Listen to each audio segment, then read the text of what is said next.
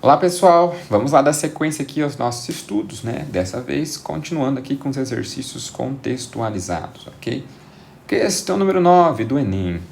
A padronização insuficiente e a ausência de controle na fabricação podem também resultar em perdas significativas de energia através das paredes das geladeiras. Essas perdas, em função das espessuras das paredes para geladeiras e condições de uso típicas, são apresentadas para a tabela.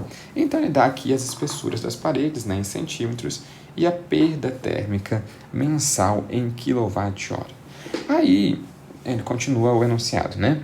Considerando uma família típica com consumo médio mensal de 2.000 kW, a perda térmica pelas paredes de uma geladeira com 4 centímetros de espessura, relativamente a outra de 10 centímetros, corresponde a uma porcentagem do consumo total de eletricidade da ordem de... Então, vamos lá. Para a geladeira de 4 centímetros de espessura na parede, a gente tem uma perda de aproximadamente 35 kW. E para outra de 10, a gente tem uma perda de 15 kW. Ok? Ok.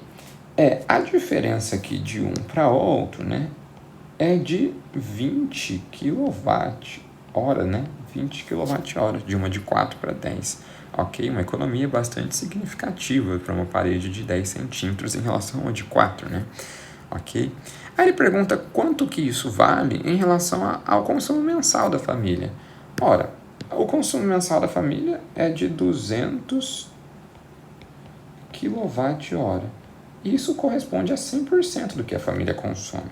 Então, essa diferença, 20 kWh, corresponde a quantos? De cabeça aqui, a gente consegue perceber, né, que X é igual a 10% desse consumo mensal, dando para a gente como alternativa correta a letra C. Ok? Número 10. Vamos que vamos, seguindo. Durante a primeira fase do projeto de uma usina de geração de energia elétrica, os engenheiros da equipe de avaliação dos impactos ambientais procuram saber se esse projeto está de acordo com as normas ambientais. A nova planta está localizada à beira de um rio, cuja temperatura média da água é de 25 graus Celsius e usará a sua água somente para refrigeração. O projeto pretende que a usina opere com 1 megawatt de potência, beleza? Elétrica. Em razão das restrições técnicas, o dobro dessa potência será dissipado por seu sistema de arrefecimento na forma de calor. Para atender a resolução número 430, de 13 de maio de 2011, do Conselho Nacional do Meio Ambiente, com uma ampla margem de segurança, os engenheiros determinaram que a água só poderá ser devolvida ao rio com aumento de temperatura de, no máximo, 3 graus Celsius. Então, eles vão coletar essa água do rio, né? Vão passar pelo seu sistema de arrefecimento e vão devolver ao rio com um aumento de temperatura de, no máximo, 3 graus Celsius, para que não haja prejuízo da fauna e flora local, né? Com aumento significativo de temperatura da água e com base nisso, respeitando a legislação ambiental vigente, ok? Em relação à temperatura do rio. Ok. Continuando aqui. Ele dá o calor específico, né, da água aqui em unidades do Sistema Internacional e continua dizendo: para atender a essa determinação, o valor mínimo do fluxo de água em quilogramas por segundo para a refrigeração da usina deve ser o mais próximo de. Então, vamos lá, ok? Pessoal, a potência dessa usina é de 1 megawatt, ok? Só que ele fala que vai ser utilizado o dobro, né, no sistema de arrefecimento, ou seja, 2 megawatt. Mega é 10 a sexta, né? Então, a potência que vai ser utilizada lá é 2 megawatts, já que é o dobro da usina. Beleza. Tudo bem? O que é joule mesmo? Joule é... o que é watt? Watt é joule por segundo, ok? Já estou dando spoiler aqui. Joule por segundo. Então, se eu tenho uma potência de 2 milhões de watts, isso significa que a cada segundo eu uso de energia 2 milhões de joules. Ok? Beleza. Vamos lá, então. Calculando aqui, né, a gente vai fazer o seguinte. Cadê? Deixa eu voltar aqui as informações. Tudo bem. Beleza. Continuando aqui nossa questão. Eu fui olhar os dados ali para nós, então continuando. Eu vou ter que dar para essa água 2 milhões de joules a cada segundo. Qual é a massa de água que irá passar? Eu vou fazer o seguinte, ó.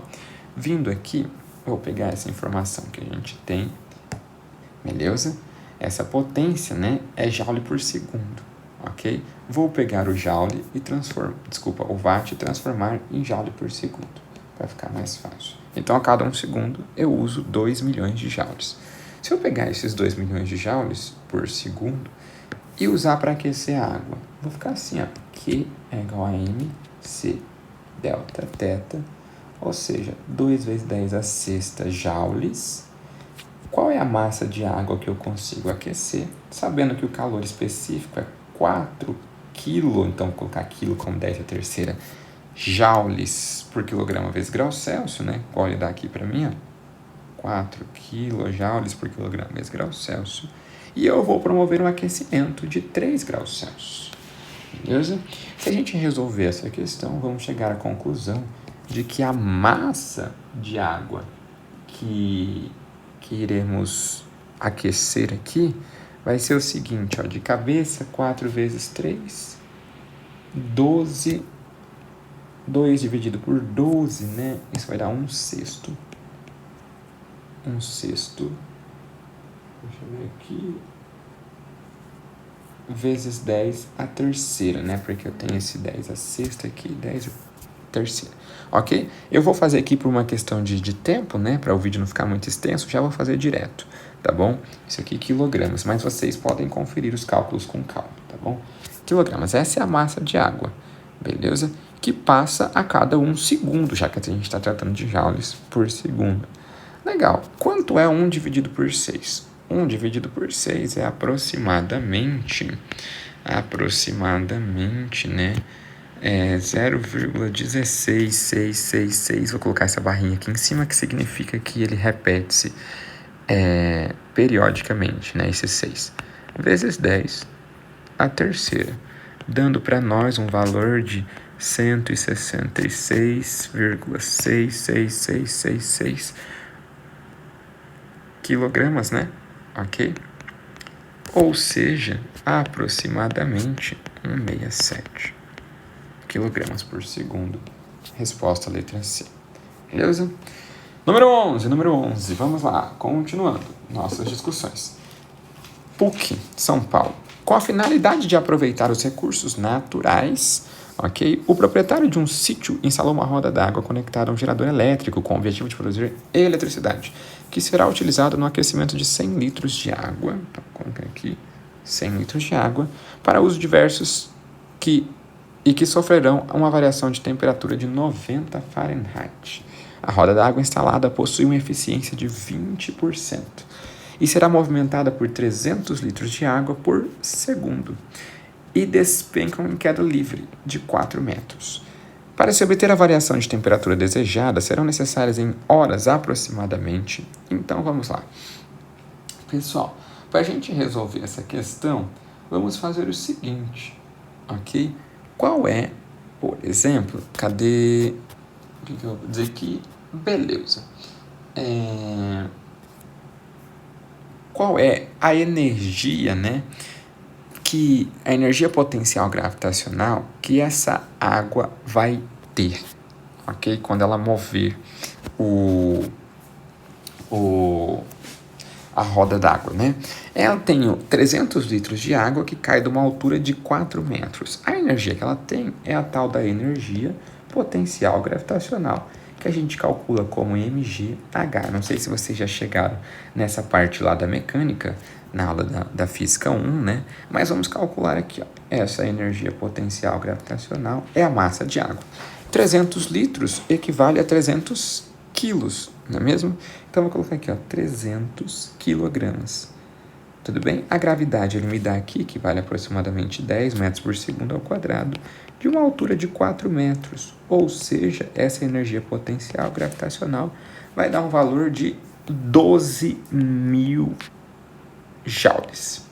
Só que de toda a energia que despeja-se, né, a gente tem um aproveitamento de 20% apenas, de acordo com o enunciado da questão.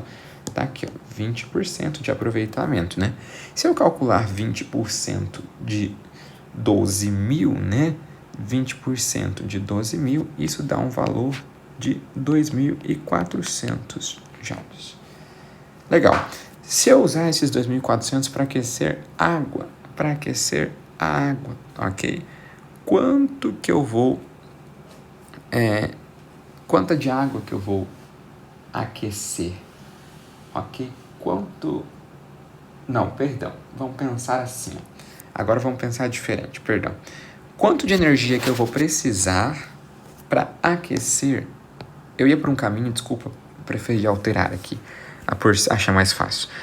Quanto de energia que eu vou precisar para aquecer 100 litros de água, ok? Para essa variação de 90 Fahrenheit. Então, vamos calcular isso aqui. Guarda essa informação aqui que a gente vai estar utilizando, beleza? Segura ela por hora. Vamos fazer aqui um que macete. Olha só. Q é igual a MC delta teta. Beleza? Qual é a quantidade de calor que eu vou precisar para aquecer 100 litros de água? Beleza. 100 litros de água, isso me dá 100 quilos, né? Então, vou colocar aqui, ó, 100 quilos. Sabendo que o calor específico da água, bem como ele me dá aqui, ó, é 4,2 quilojoule. Quilojoule, né? Então, vou colocar aqui, ó, 4,2 vezes 10 a terceira joules. E eu quero uma variação de 90 Fahrenheit nessa água. 90 Fahrenheit, como está dizendo aqui. Bom, eu não posso colocar 90 Fahrenheit, porque aqui na unidade do calor específico da água está uma variação em Kelvin, né? Para nossa sorte, a variação em Kelvin é a mesma que a variação em graus Celsius. Então, eu vou calcular aqui quanto vale uma variação de 90 graus Celsius, Fahrenheit, em Celsius. Vamos lá. Se eu fizer esse cálculo, vai ficar assim, ó. Delta C sobre 5 é igual a delta F sobre 9. Delta C sobre 5 é igual a uma variação de 90 sobre 9. Beleza? Delta C sobre 5 é igual a 10. Portanto, a variação em graus Celsius vai ser de 50 graus Celsius. Então, coloco aqui esse 50. Isso vai me dar uma energia próxima de 21 vezes 10 a sexta joules. Ok. Ele quer fazer o seguinte, ele quer pegar essa energia da queda da água, que a gente calculou, para aquecer a água, né? Nessas condições, a gente já viu que vai precisar dessa quantidade de energia, beleza? Quanto tempo eu vou levar? Então, a gente vai fazer o seguinte, usar a equação de potência, né? Potência, vou apagar aqui a conversão, tá bom? Potência é igual a energia térmica, nesse caso, pelo tempo, beleza? Qual é a potência dessa máquina, ok? A potência dessa máquina, pessoal, vai ser de quanto? Ora, ela dá pra gente, a cada segundo, aqui ó, a cada segundo, como a gente viu, essa queda d'água de 300 litros de 4 metros. E a gente viu que isso dá um total de energia de 2.400. Então, a cada segundo, ela dá para nós 2.400 joules. 2.400 joules a cada segundo, né? Isso é watt. Então, 2.400 joules a cada 1 segundo, isso é igual a 2.400 watts, ok? Watts, então, eu vou colocar como a potência dessa máquina. A quantidade de calor que a gente precisa é 21 vezes 10 a sexta, como a gente já calculou, e isso vai dar um ΔT de quanto? Se a gente calcular, esse ΔT vai nos dar um valor próximo de 87.050 segundos, beleza? Mas ele quer esse tempo em horas, né? Uai, sabendo que 1 hora tem 3.600 segundos, então 8.750 segundos, eu vou ter quantas horas? Resolvendo essa regra de 3, vamos chegar à conclusão que isso dá 2,4 horas. Dando pra gente como resposta correta a letra B, ok?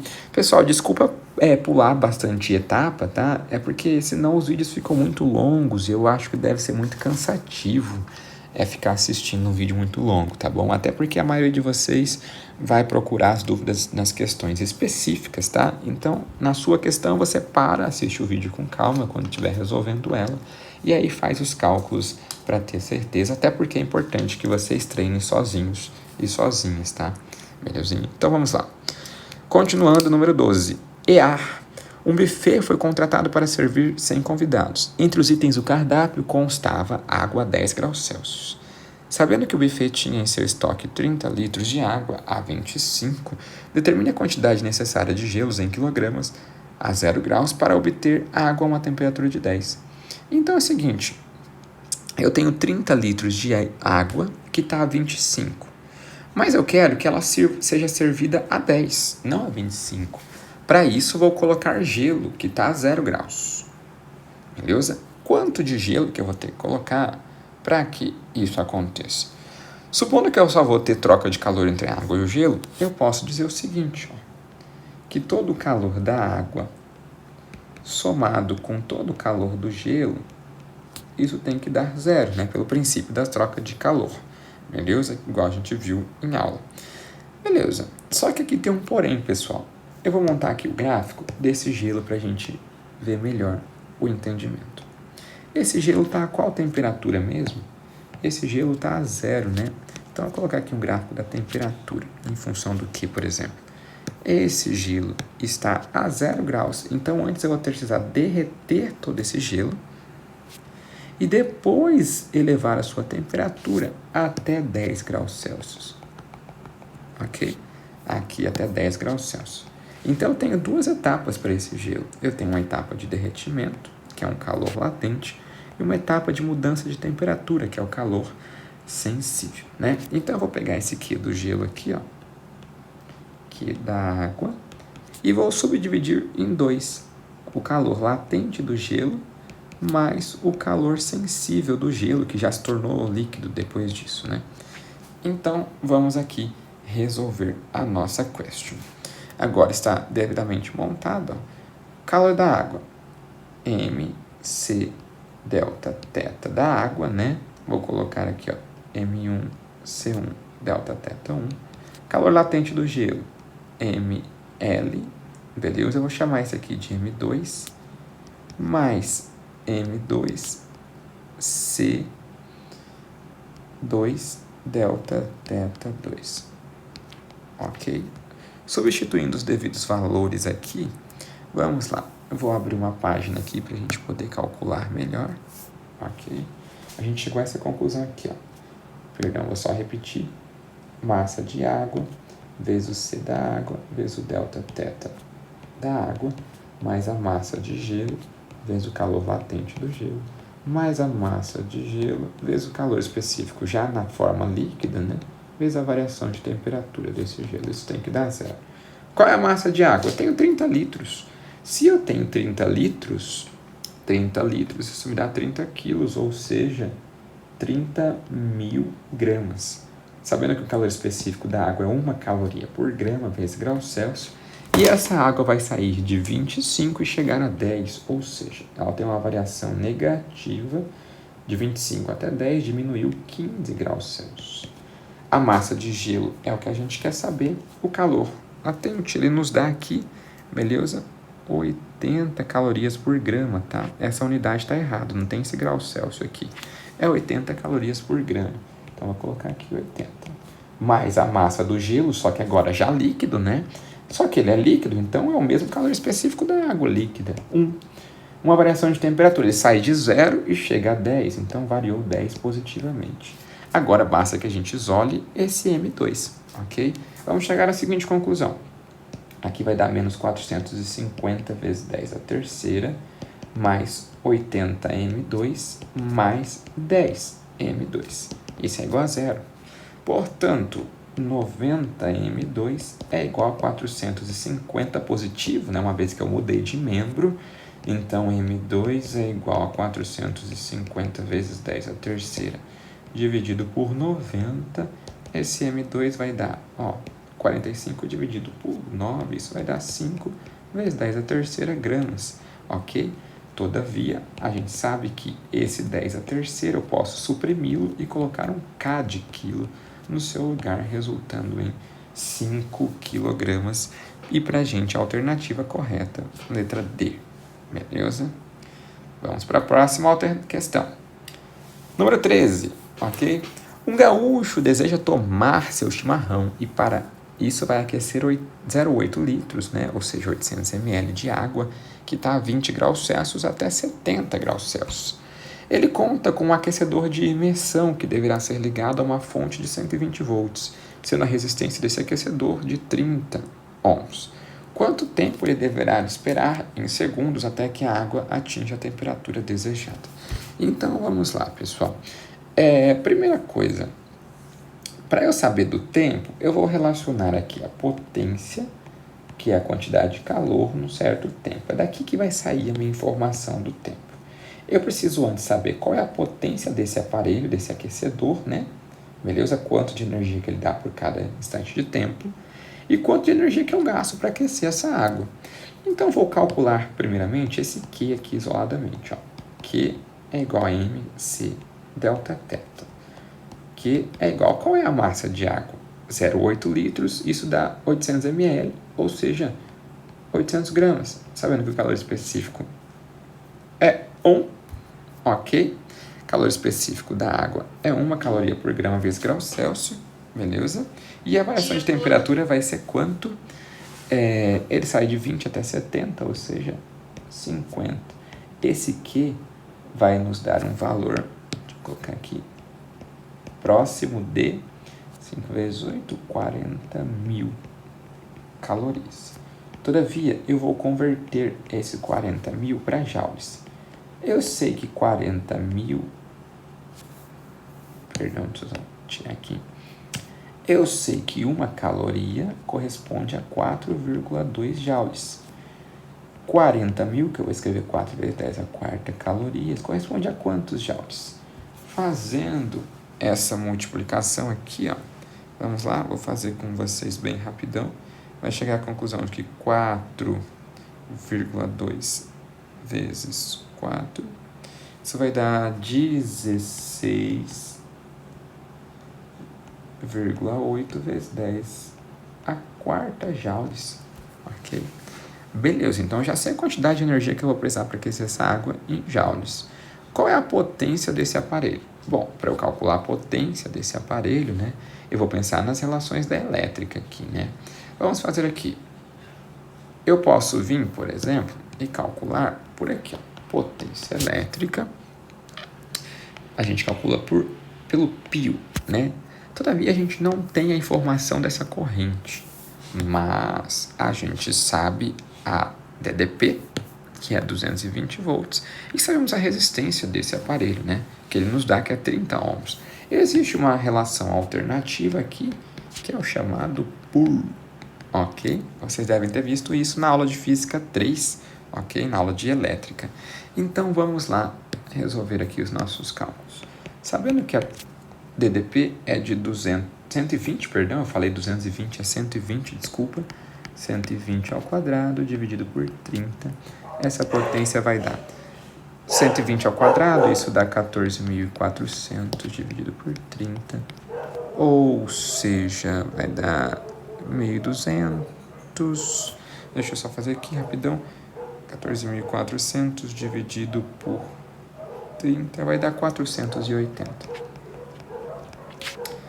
watts, beleza? Lembrando que watts é joules por segundo. Então, vou colocar aqui, ó, 480 joules por segundo é igual a 16,8, perdão, vezes 10 a quarta, dividido pelo tempo, ok?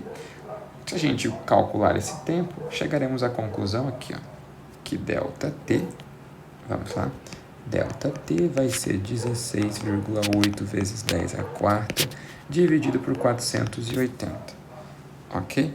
Fazendo essa divisão,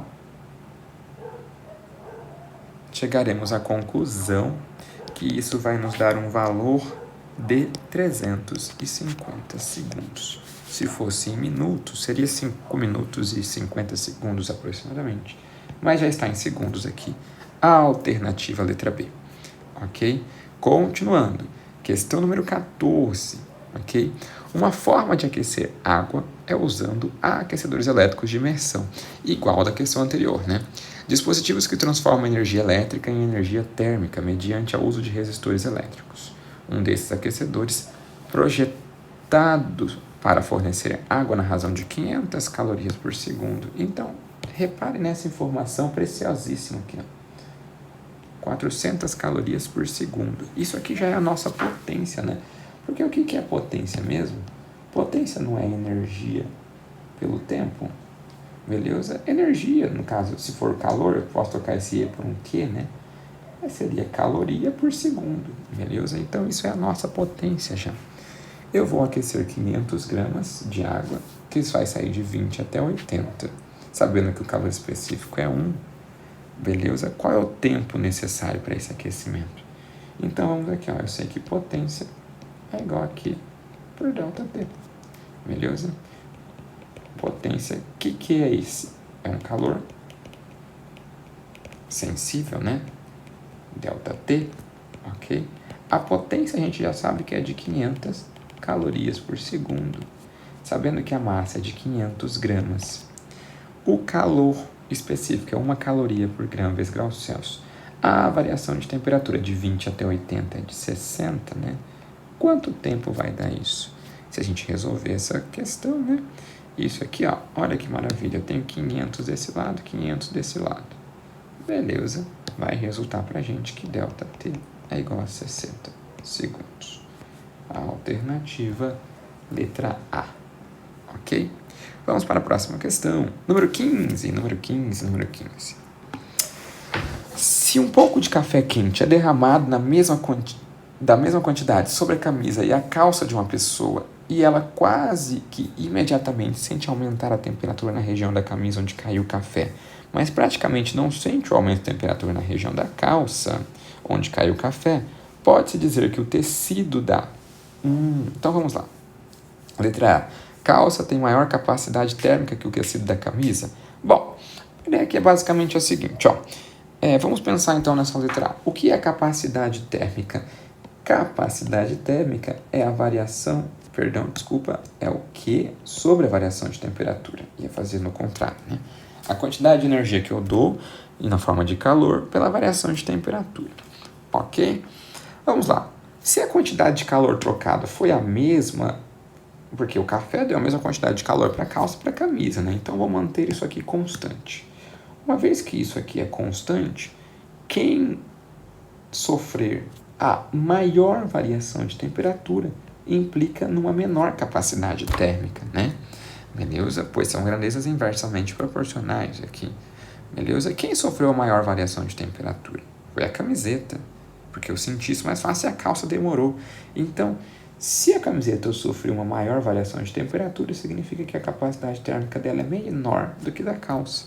Olha a alternativa A. A calça tem maior capacidade térmica do que o tecido da camisa. Bem verdadeira. Letra A. Ok? Vamos ver por que as outras são falsas. Letra B. A calça tem maior calor latente? Não, calor latente a gente fala para quando está mudando o estado físico. Aqui não está tendo mudança de estado. Beleza? A calça e a camisa continuaram no mesmo estado. C. A camisa tem maior índice adiabático do que o tecido da calça. Bom, índice adiabático é uma coisa que a gente nem discute no ensino médio, né? É um termo bastante complexo, não tem nada a ver com a situação agora. Ok? D. Calça tem menor capacidade térmica do que o tecido? Não, a gente já viu que é o contrário. Ok? A calça tem... Letra E, a camisa tem maior calor latente. De novo, calor latente não se aplica aqui, porque não está havendo mudança de estado físico. Então, fica a letra A como correta. 16. Vamos lá, ler a tirinha. Haroldo, você não trouxe seu calção de banho aqui para a praia? Aí ele diz, não, prefiro mergulho em pelo. Aí eles saem correndo, né? Uhul! Aí, chegando na areia, eles começam a perceber e dizem, ai, quente. Depois eles entram na água e ficam frio. Voltam pra areia, quente. E aí o marido, né, lá, supostamente o pai do Calvin, do Harold, né, diz o seguinte, Não me diga que viajamos 1h30 para isso, ok? Então vamos lá. O fato de Calvin e Haroldo sentirem a sensação de calor e de frio sugere que a situação se passa. Para quem já foi à praia, né, deve reparar que isso é realmente verdade. A areia ela é muito mais quente que a água, né? Elas estão subordinadas aqui às mesmas condições, né, de receber energia térmica, porque o Sol que irradia, ele irradia a mesma quantidade para a água e para a areia. Mas por que elas duas variam a temperatura de um modo diferente? É porque elas têm calor específicos diferentes, né? Então isso implica em uma forma de variar a sua temperatura diferente. Mas isso ocorre durante todo o dia, né? Mas vamos ver aqui qual é a alternativa possível. Vamos lá. Letra A. Isso ocorre de manhã porque o calor específico da areia é maior. Não, gente. O calor específico da areia é menor, não maior. Por quê? Porque quanto menor o calor específico, menos calor eu tenho que dar para variar a temperatura. Ok?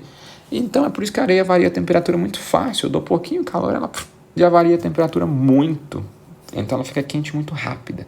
Da mesma forma que se esquenta muito rápido, também esfria muito rápido. É por isso que logo que anoitece a areia está geladinha e a água ainda não mudou muito a sua temperatura, né? Letra B. Isso ocorre de tarde e o calor específico da areia é maior. Novamente, não é maior. Letra C. Isso ocorre de manhã e o calor específico da areia é menor que da água. Faz sentido e parece ser verdadeira essa letra C. Vamos ler as outras. Letra D. À tarde, o calor específico da areia é menor que da água. Perfeito. Também faz muito sentido a C e a D. Olha só. Vamos ler a letra E. Ao meio-dia, e o calor específico da areia é igual ao da água. Bom, isso não é verdade. Então, ficamos entre C e D. Mas, vamos marcar aqui que a alternativa correta é a letra C, pelo fato de ser de manhã. Ok? À tarde também ocorre esse processo, só que ele já está um pouco... não tão, digamos assim, intenso, porque já deu tempo de ficar uma manhã inteira trocando calor e a água já ter esquentado um pouquinho. Não está tão fria quanto de manhã. Então, para que essa situação exagerada da tirinha seja verdade, o mais interessante é que isso seja de manhã, porque essa variação de temperatura vai estar bem nítida, né? Durante a tarde já trocou calor por muito tempo, então aí talvez não seja tão assim abissal essa diferença, ok? Então ficamos com a resposta letra C. 17. Enem. É comum nos referirmos a dias quentes como os dias de calor. Muitas vezes ouvimos expressões como hoje está calor ou hoje o calor está muito forte, quando a temperatura ambiente está alta. No contexto científico, é correto o significado de calor usado nessas expressões? Vamos lá então. A gente sabe que esses conceitos estão equivocados, né? Porque calor não é uma coisa que se tem, que se possui. Calor se dá na troca de energia térmica de um corpo para o outro devido à diferença de temperatura. Então está equivocado. Eu posso dizer que a temperatura está alta, não que está quente ou que o calor está alto, ok?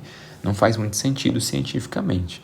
Ok, mas assim, não sejamos chatos de querer ficar falando isso no dia a dia, né? A gente sabe do conceito correto dentro da academia, mas no dia a dia, até os físicos falam que está quente e tal, sem problemas nenhum, ok? É só uma questão didática aqui do que é correto cientificamente, beleza? Mas cientificamente está equivocado. Então não pode ser a letra A, que diz que está correto, nem a letra B.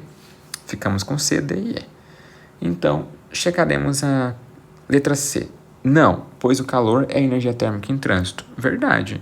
Trânsito de um corpo de maior temperatura para um corpo de menor temperatura, né? Vou colocar maior temperatura, menor temperatura. Para mim já parece assim, mas vamos ler as outras. Letra D. Não, pois o calor é a quantidade de energia térmica contida em um corpo. Também não é verdade. Um corpo não possui calor, não é uma coisa que ele tem, tá bom? Calor se dá na troca. Letra E. Está incorreto, pois o calor é diretamente proporcional à temperatura, mas são conceitos diferentes. Não, gente, calor não é diretamente proporcional à temperatura, tá bom? Calor se dá na troca, não tem muito a ver com Não há uma relação direta com a temperatura, tá bom? Existe, sim, possibilidades de o calor afetar a temperatura. Todavia, quando a gente for estudar termodinâmica, a gente vai ver que é possível que eu troque calor sem que varie a temperatura. Ok? Sem que eu mexa na temperatura. Então, a letra E está falsa. 18. Aí ficamos com a letra C, perdão. 18. Chuveiros elétricos possuem uma chave para regulagem da temperatura verão e inverno e para desligar o chuveiro. Ok? Além disso, é possível regular a temperatura da água, abrindo ou fechando o registro. Abrindo ou diminuindo a sua temperatura e fechando, aumenta-se. Ok? Quando eu abro o registro, diminui a temperatura da água e quando eu fecho, aumenta a temperatura. A maioria de nós já fizemos isso, né? Quando a gente quer uma água mais quente no chuveiro, a gente deixa a água bem pouquinho, bem fraquinha, porque ela vem muito quente, né? Quando está muito alto o fluxo de água, né? Aí a água não esquenta tanto. Vamos lá. Aumentando-se o fluxo da água, há uma redução na sua temperatura. Pois, ok? Vamos lá. Se aumenta a área da superfície dentro do chuveiro, aumentando a perda de calor por radiação? Não, pessoal, a perda de calor se dá por contato mesmo, né? E por convecção, ok? Eu estou em contato com a resistência à radiação, não há tanta eficiência aqui. Letra B. O aumento de calor específico da água. Aumenta-se o calor específico? Não, o calor específico da água é constante. Esse não muda, não tem como eu mudar ele aqui nessas condições, né? C. Diminui-se a capacidade térmica do conjunto água-chuveiro, diminuindo também a capacidade do conjunto de se aquecer. Não, a capacidade do conjunto de se aquecer depende da quantidade de corrente que eu passo por aquele resistor. Tá meio viajado essa letra C, né? D. Vamos lá. Se diminui o contato entre a corrente elétrica do chuveiro e a água, ok? Diminuindo também sua capacidade de aquecê-la. Verdade. Então, se eu aumento o fluxo de água, né? Eu diminuo o contato de toda a água com a corrente elétrica do resistor, ok? Que está aquecendo aquela água.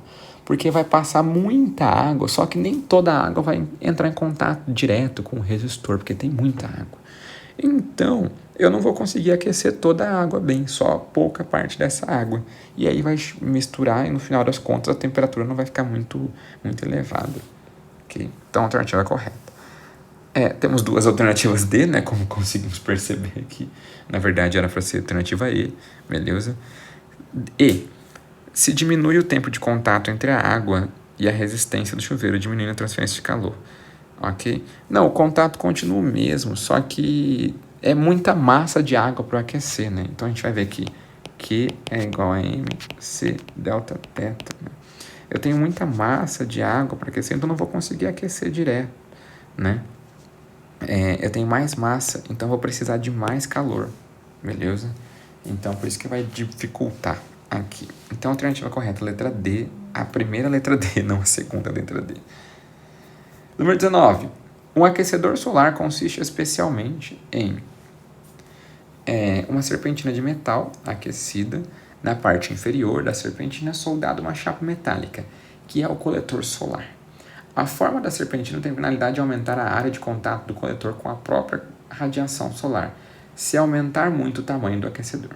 O metal, sendo um bom condutor, transmite a energia da radiação solar absorvida para as paredes internas.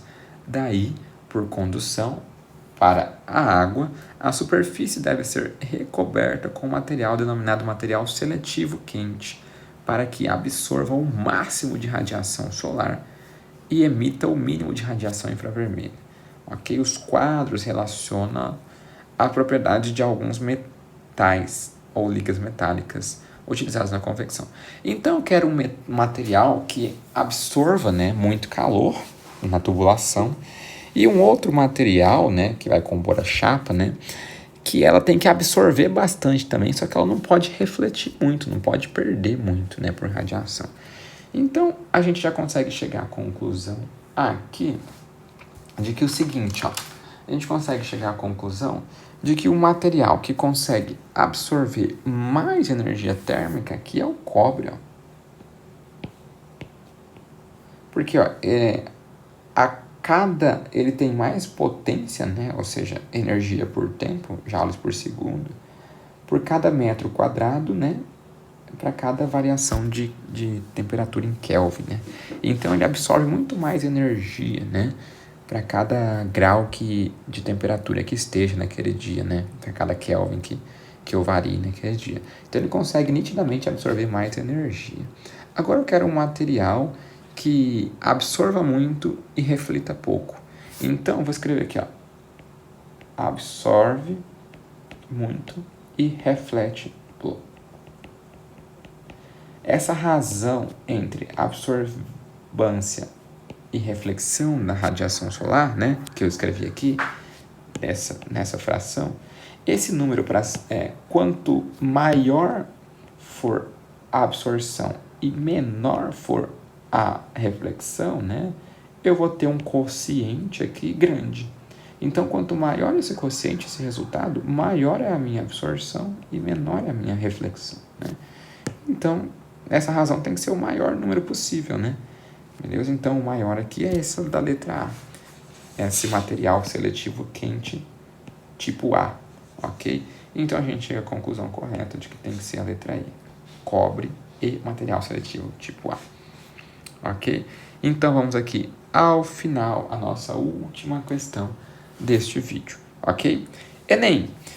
A constelação Vulpecula Raposa encontra-se a 62 anos-luz da Terra e fora do Sistema Solar. Ali o planeta gigante HD, 189733b, 15% maior que Júpiter, concentra vapor de água na atmosfera.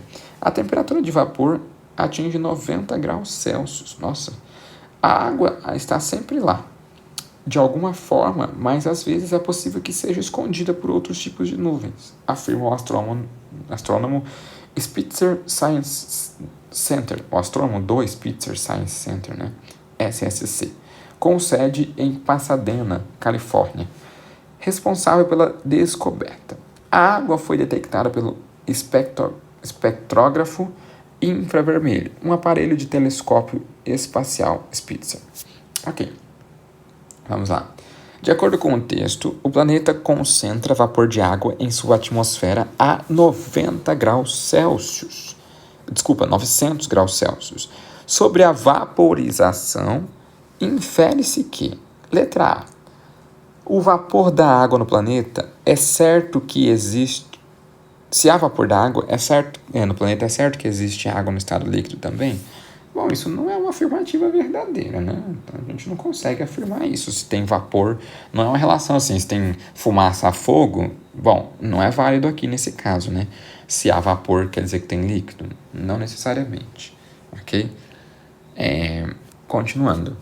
Letra B. A temperatura de ebulição da água independe da pressão?